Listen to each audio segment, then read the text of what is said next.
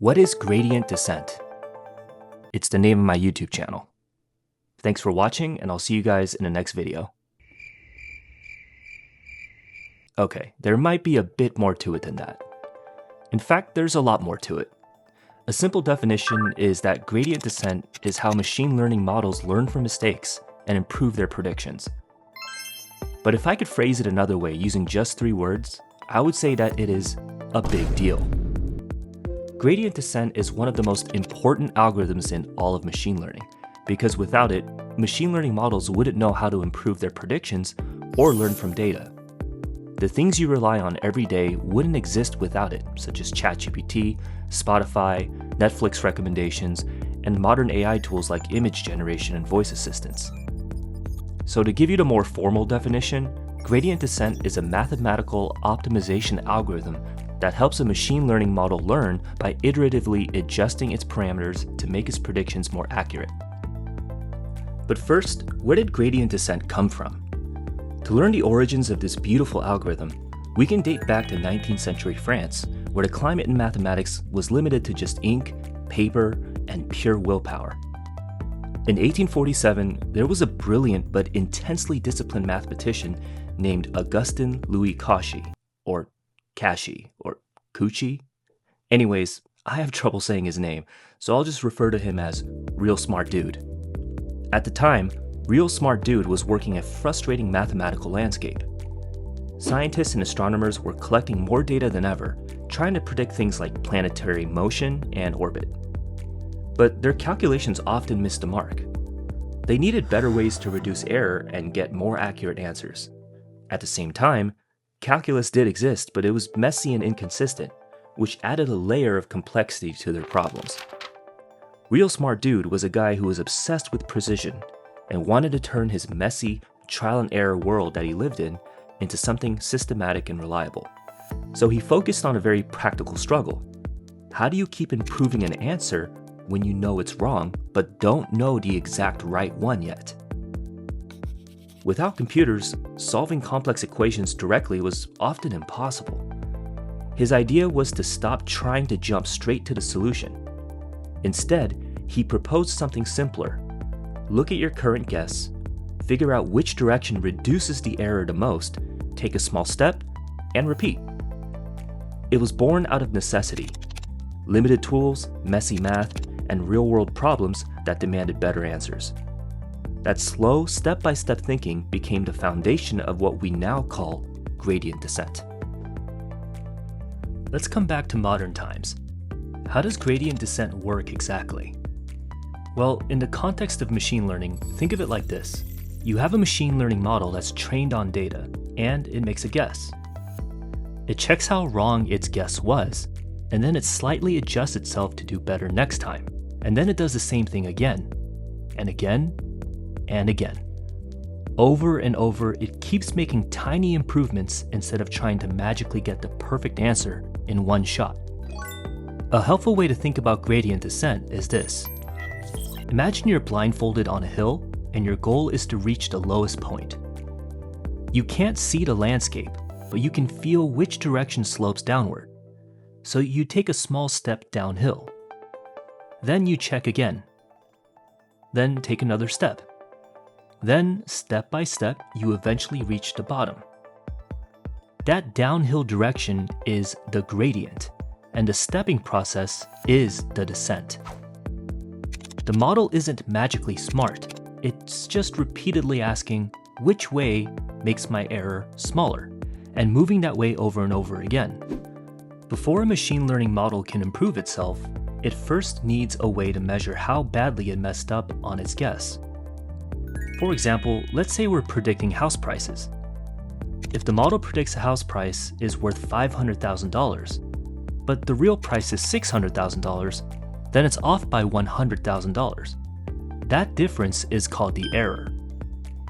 But during training, the model isn't looking at just one house. It's looking at many examples across the dataset. So we need a way to combine all of those errors into one number that tells us how well the model is doing. That one number is produced by a formula called the cost function.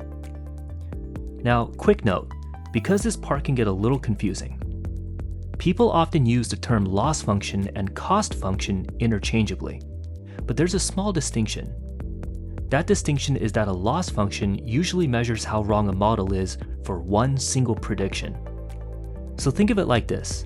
A loss is one prediction's error, whereas a cost is the average error across all predictions. Don't stress too much about the terminology though. The important idea is this. The higher the cost, the worse the model is performing. And the goal of the training is simple. Make that cost as small as possible. If you were to plot the cost against the model's parameters, you would get a curve, and somewhere on that curve is a lowest point, called the minimum. That's where the model's error is as small as it can possibly be. The goal of training is simple. Find that minimum. And this is where gradient descent comes in. At the center of gradient descent is this equation. Let's translate this into normal human language. Theta is the machine learning model's settings. For example, if you're predicting house prices, theta could be how much the model cares about square footage versus number of bedrooms. In machine learning lingo, this would be the model's weights or parameters. J theta is how wrong the model is, or the error. For example, if your model predicts a house is $500,000, but it's actually $600,000, that difference contributes to the cost. This is computed by a separate equation called the cost function I mentioned earlier. This next symbol is called the gradient. This is the direction that makes the error increase the most. In other words, it's what tells you which direction is the wrong way to go. Alpha represents something called the learning rate. This determines how big of a step to take towards the minimum. For example, do we adjust a little bit, which represents slow but safe learning, or a lot, which is faster but we risk overshooting? This minus sign might be the most important part of this whole equation. It tells the model to move in the opposite direction of the gradient to minimize the cost. Basically, this minus sign is telling us to not go the wrong way mentioned earlier. So to recap, what's happening step by step here is that we're making a prediction, measuring how wrong you are, figuring out which way makes it worse, and then going the opposite way, taking a small step and repeating the process. So at this point, you can kind of see what gradient descent is doing. And honestly, building intuition for ideas like this is way easier when you interact with the concepts instead of just watching someone talk about them. That's actually why I've been using Brilliant.org. What I like about Brilliant is that you don't just sit through lectures. You actively solve problems step by step with visual explanations that make abstract ideas feel concrete. Instead of memorizing equations, you build intuition for why they work. A course that fits perfectly with what we're talking about in this video is How AI Works. It walks through the core ideas behind modern artificial intelligence, concepts closely related to gradient descent, in a really hands-on way. You experiment with the ideas yourself, which makes the learning stick way better than passive watching. These lessons are designed by educators from places like MIT, Harvard, and Stanford, and they're built for anyone curious about understanding AI more deeply. If you want to try it out, you can get 30 days free using my link or the QR code on screen.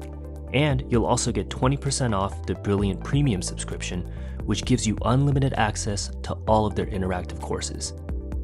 At its core, gradient descent is just iterative improvement.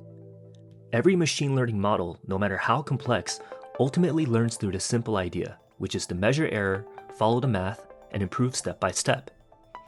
Gradient descent is the engine behind that learning, the process that turns data into intelligence. If you're interested in diving deeper into machine learning specifically, I've created a free machine learning ebook designed to simplify the learning process and break down complex concepts into digestible, practical lessons. Just click the link in the description to sign up and get your copy. Whether you're just starting out or looking to strengthen your foundation, it's a great resource to have in your toolkit. Thank you for watching, and I mean it this time, and I'll see you guys in the next video.